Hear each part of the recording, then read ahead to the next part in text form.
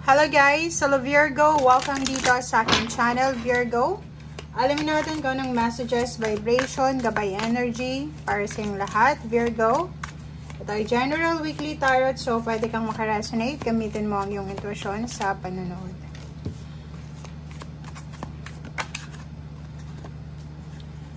Okay, Virgo. First, 2 cards tayo dito sa first deck mo. Trusting your intuition and healing the past. So, itong 2 messages na to or 2 cards na to is parang nakafocus siya sa emotional mo. Okay? So, makinig ka daw sa sinasabi ng iyong intuition. Okay? Makinig ka sa iyong instinct sa week na to. Dahil yung sasabihin sa'yo or yung guidance ng intuition mo ay makakatulong to para sa'yo. Okay? So, healing the past. Sinasabi ng barahan na para daw makausad ka na, Virgo, sa future mo, make sure na maging matatag tayo, maging strong tayo, maging strong, brave na mag-move on, 'di ba?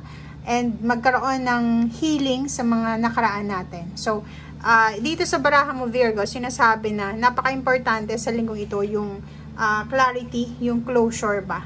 Okay? Para makausad ka na sa hinaharap.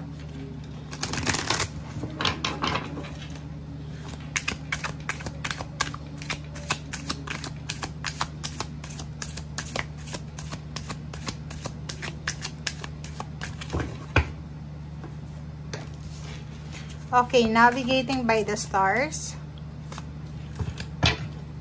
Okay.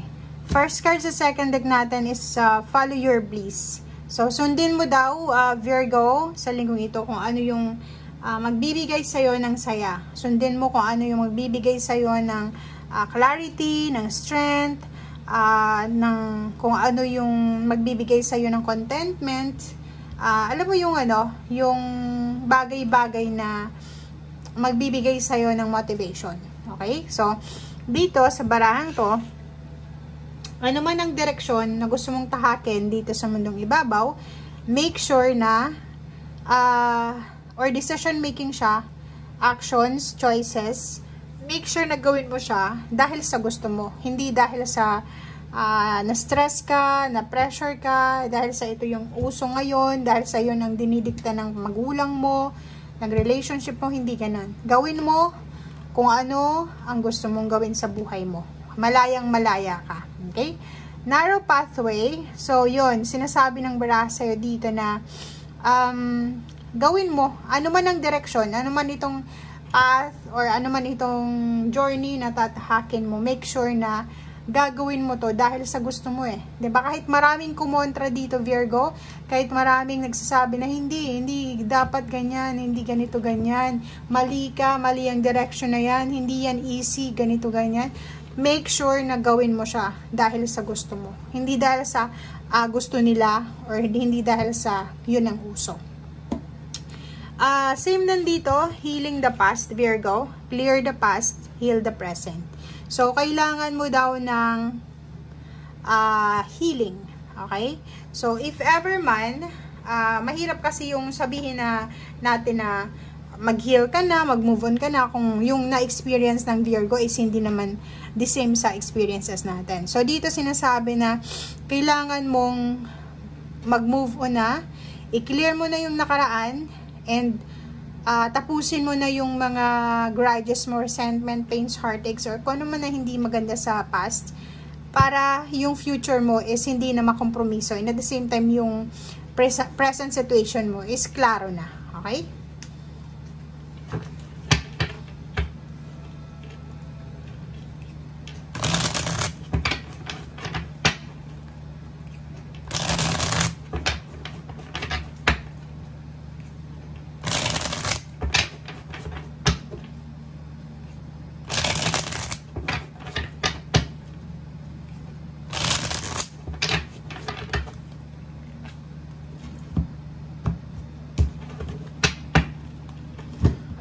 Okay, dito naman sa Six of Swords, yung Six of Swords, nakikita natin dito guys na, yun, may mga plano kayo siguro ng travel, relocation, movement, choices, decision, or kano pa man, na gagawin. Okay? It's either, yun na nga, moving on to eh. Dalawa yung baraha dito na nagsasabi na healing your past, healing the present, moving on. So, kailangan mo nang makaalis, Virgo, doon sa past issue, past events, or sa mga nangyari sa sa nakaraan na hindi mo na, parang hindi mo na siya kailangan sa kasalukuyan, lalo na hindi mo kailangan sa future. Okay?